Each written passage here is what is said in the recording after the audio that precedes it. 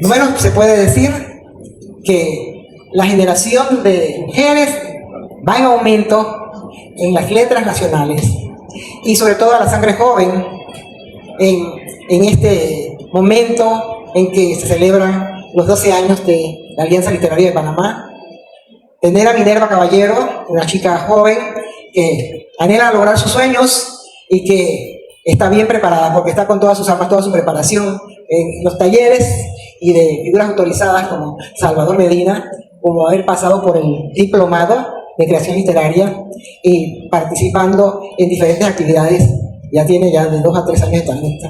Así que Minerva, esta obra tuya pues nos causa suprema emoción porque hemos visto cómo te has ido, ¿verdad?, manifestando tú con ese interés y ese deseo de plasmar esa vivencia, porque escribir poesía no es de pronto mirar un pajarito y escribirlo, no, tiene que nacer esa sensación, es algo subjetivo, es una apreciación que nace del corazón para poder captar la realidad circundante. Y en este caso, Minerva, por su obra, que tiene, ¿verdad?, muchas sorpresas, nos representa, ¿verdad?, todo su saber, todo su deseo de ser conocida, de que vean que la poesía es un medio para manifestar muchas vivencias.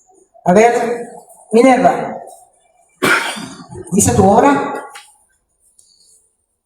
Mandarina sin piel. Mandarina sin piel. Mandarina sin piel. Como ustedes ven en la cubierta, muchas mandarinas.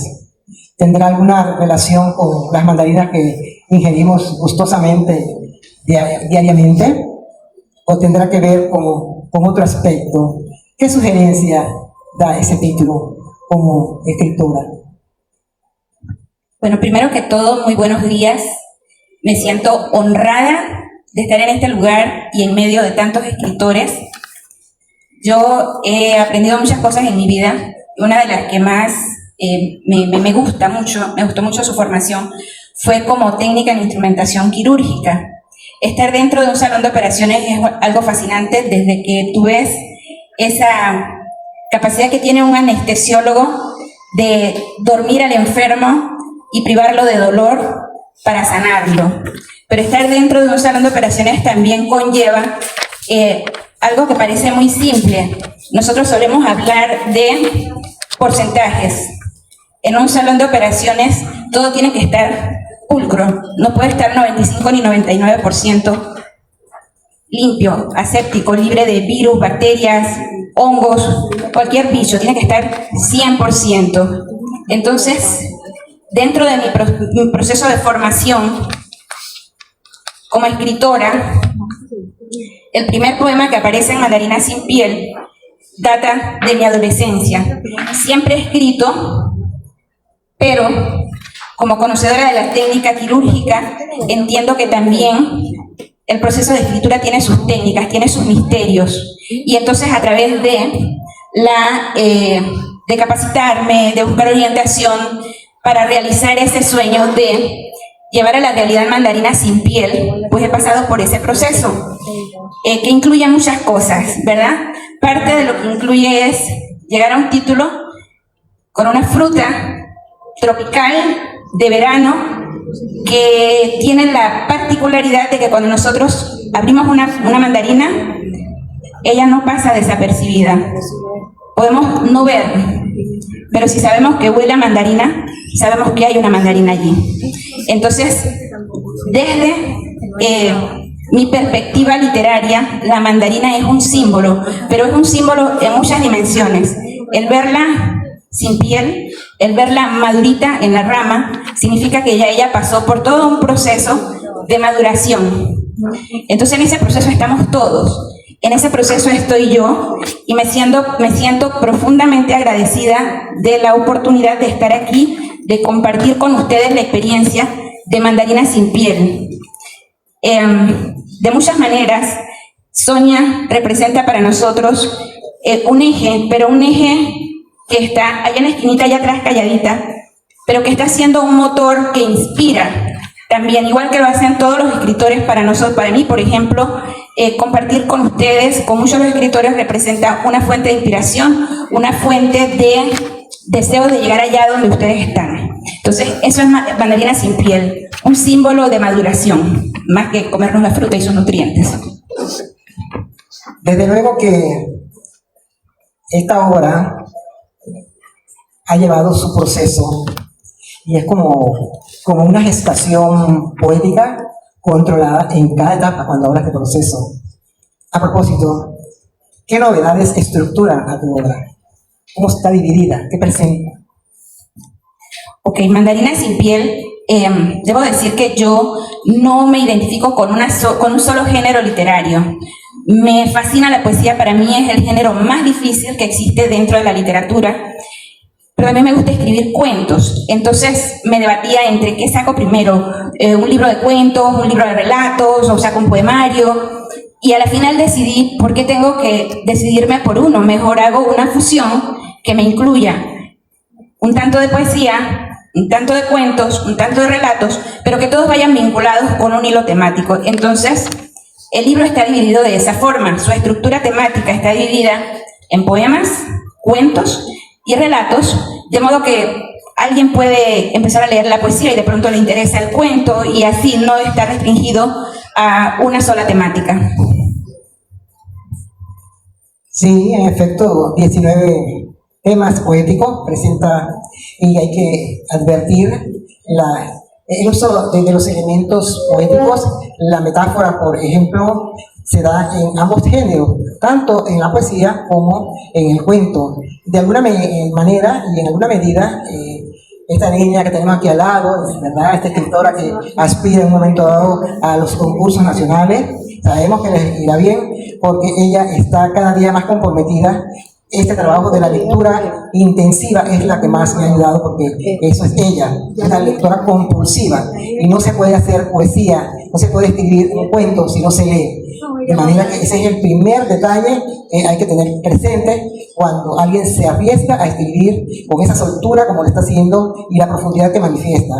En la temática aborda temas de diferentes, con enfoque psicológico, con enfoque filosófico, con un enfoque completamente sociológico que nos dice que en verdad esta escritora Minerva ha profundizado desde su etapa de estudiar las fuentes de la literatura clásica.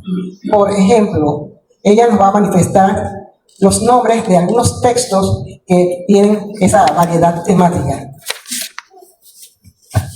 Les voy a compartir un poquito, por ejemplo, de los poemas.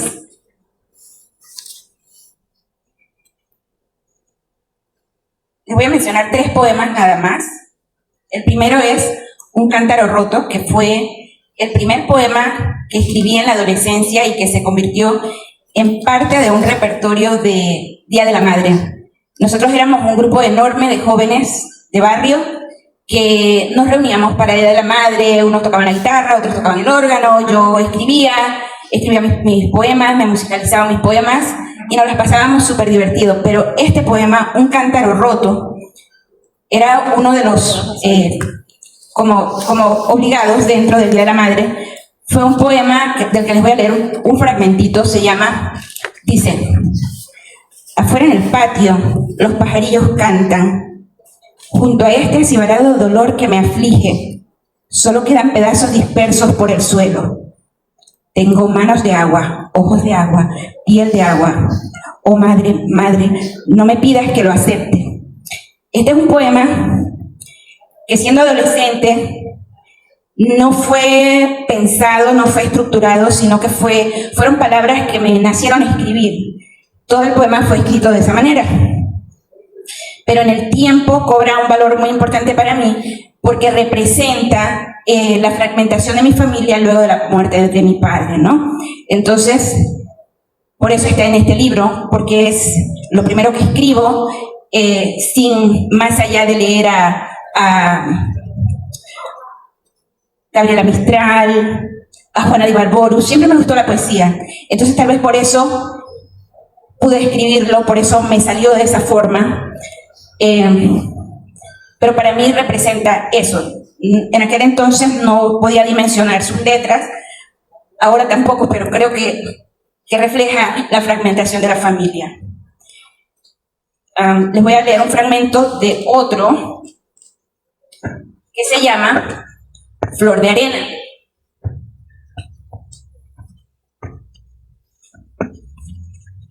Flor de arena. Flor de arena nace porque hay castillos de arena. ¿Por qué no puede haber una flor de arena? Y yo la puedo hacer y que la ola me la deshaga las veces que quiera. Pero yo quiero mi flor de arena. La vida es un caminar sereno por senderos de arena, disfrutando en la playa un crepuscular claroscuro, escapando del sol, dejando atrás el ayer. Arborecer en el acantilado, sentir las raíces aferradas a la roca, ser testigo de un eclipse de luna, contemplar la sombra tragándose la luz. La vida es un cabalgar sobre la ola de Sisigia, escuchar la ola de Sílice fracturando tu linaje, la marejada arrastrando una noche de euforia. Es un fragmento de Flor de Arena. Y le voy a leer un fragmentito de otro poema que se llama El segundo de Gauss. Les confieso que antes de las letras, a mí me gustaban los números. Y que mi padre, yo le decía que yo quería encontrar el último número y él nunca me dijo que no lo iba a encontrar. Me animaba a buscarlo. Entonces, en esa búsqueda de ese último número también he leído un tanto sobre los matemáticos y gente que también le ha gustado muchísimo los números. Este poema se llama El segundo de Gauss. Gauss fue un niño que de pequeño le fascinaban los números y es un hombre que le gustó tanto los números y los cálculos que es quien descubrió la órbita del planeta X. Él pudo decir con precisión cada cuánto tiempo lo podíamos ver a ese planeta X.